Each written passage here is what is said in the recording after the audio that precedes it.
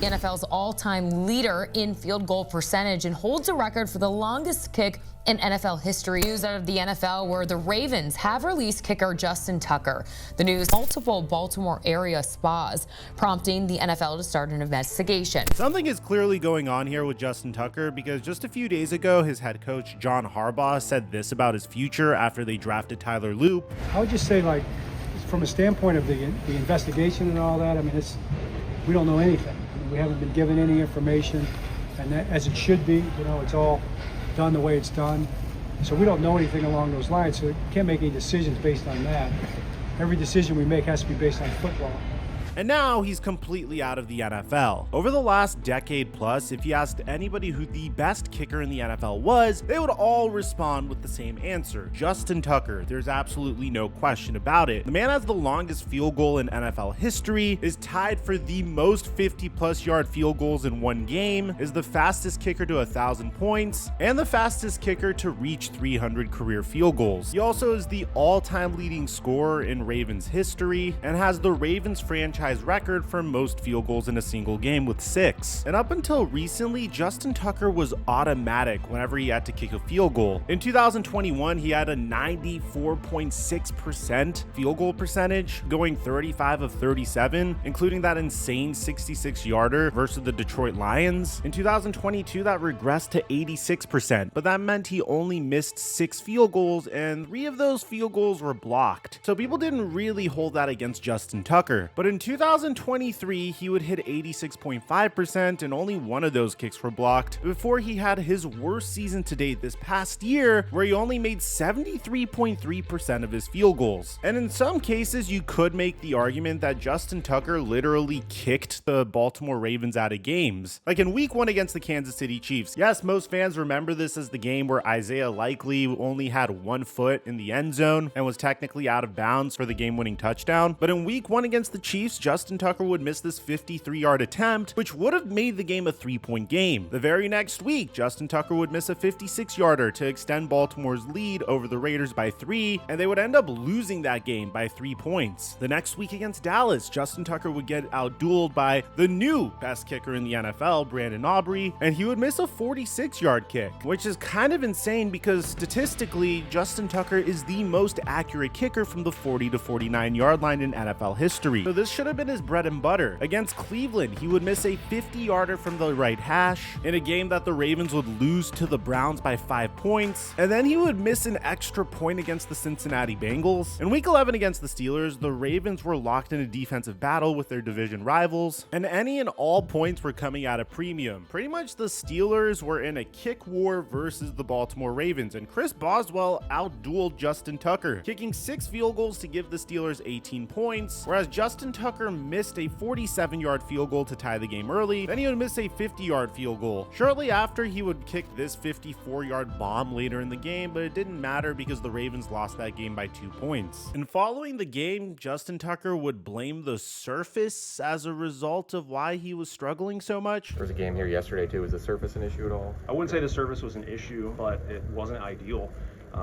That's something that we make it a point to account for by going out there in pregame warm-ups, getting our feet under us, figuring out what the wind may be doing. But throughout the course of the game, the most action takes place in between the hashes, and it naturally just gets chewed up. But at the time, his head coach, John Harbaugh, didn't really make much of a big deal about it. Tuck needs to make kicks. He knows that. That's important. He makes them in practice. He made the long one later, which is good to see, which means he's still very capable. Kick them straight.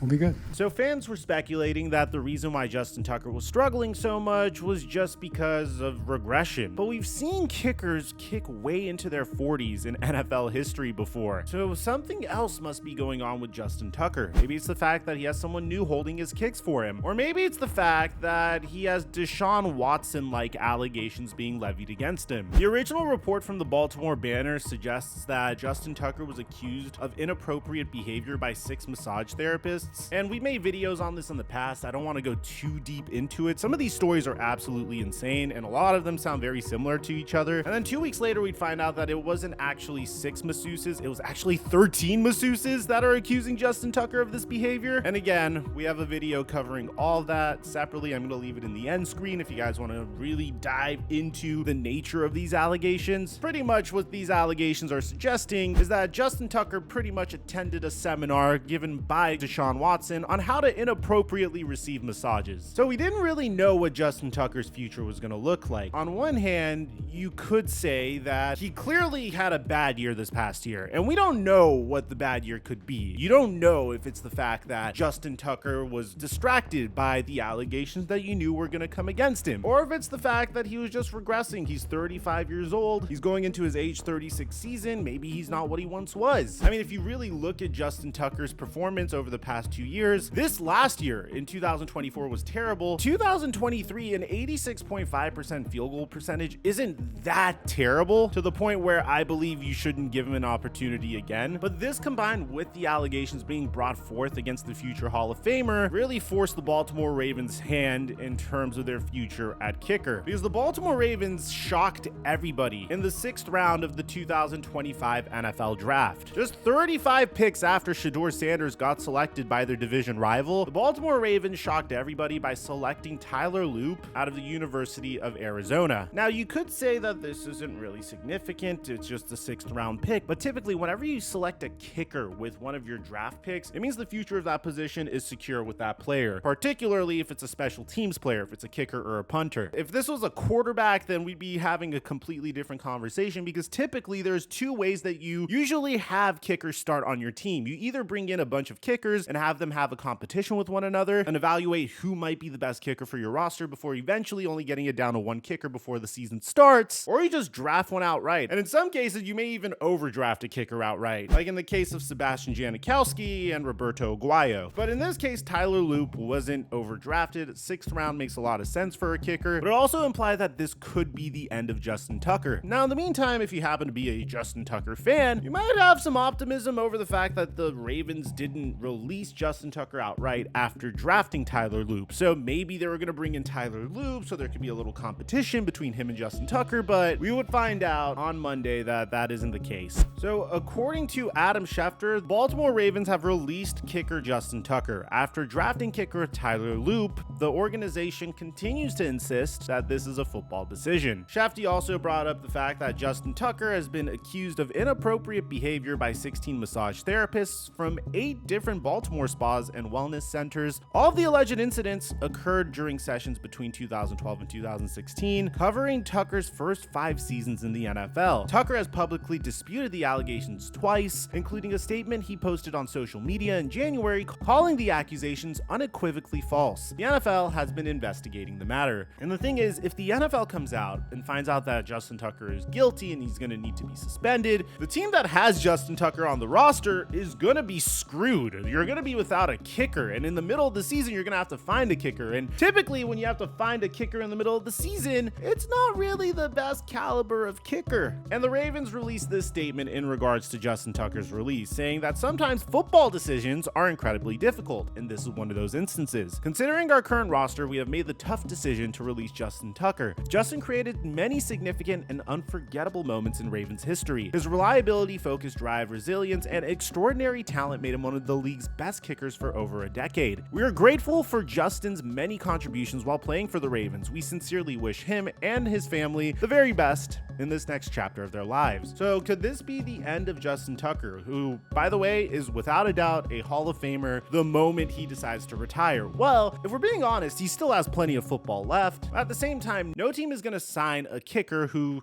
typically only occupies 1 spot on the 53-man roster if there's a chance that they could be suspended for the duration of the season. And given the nature of Justin Tucker's allegations, if you want to compare that to a player like maybe Deshaun Watson, who has a very similar story, Deshaun Watson was suspended suspended for about half a season, a little bit more than half of a season in his first season back in the NFL, because Deshaun Watson at the time had 24 massage therapists accuse him of misconduct, whereas Justin Tucker has about 13, so a little bit over half of that. So let's just assume that Justin Tucker is only suspended for 4 games as a result of that. I predict that the Cleveland Browns could potentially sign Justin Tucker in the middle of the season. At the end of the day, it's a very sad way to see his career go out, because he is without a doubt one of the greatest, if not the greatest kicker in NFL history. And maybe with some more longevity, it would have been one of those undisputed facts if he was able to keep going. This is obviously a stain on his career, but maybe after some time off and with a brand new team and a fresh start, maybe Justin Tucker comes back and is the player that he once was. Regardless, it's a very unfortunate ending to what was a very impressive career. Justin Tucker's a Super Bowl champion, an 8-time All-Pro, a 7-time Pro Bowler, on the NFL 2010s All-Decade team, has the longest field goal in NFL history, is 417 of 468 on field goals, and has the highest career field goal percentage in NFL history. So let me know in the comment section down below, what do you guys think about all this, man? Do you think Justin Tucker has a chance of coming back, or do you think this is the end of his career? Because do you know who might come back? And it's actually insane. Henry Ruggs is trying to come back to the NFL. We have a completely separate video on that. I'm gonna leave it in the end screen and meet you guys there. I'm your boy Mike, and I'm dropping our mic